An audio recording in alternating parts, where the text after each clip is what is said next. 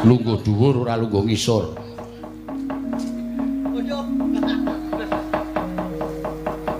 Wah, kedhuwuren. Pakde Baladewa rada mundur. Jenananggan. Werku dorong apa? Tidak sikilku. Iki iso badar iki ora. Wis ya. Ngono wae aku tak ambles bumi engko nek Kakang Garukaca Kakang Antarjaya tekan kene kandhanana utawa kowe ngaku Baladewa tenan. Ngono nek do bingung senenana. Nek do muni arep nyekel Petruk karo Bagong terus kowe muni, "Kowe ki edan kowe." Petruk Bagong ki abdimu. Aku arep tak cekel ki sing ngakon sapa?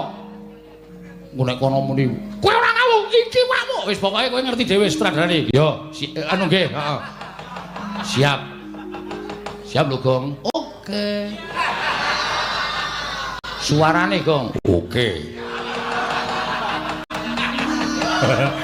Wah, aku ya arep ndelok ketoke kok kaya gayeng iki.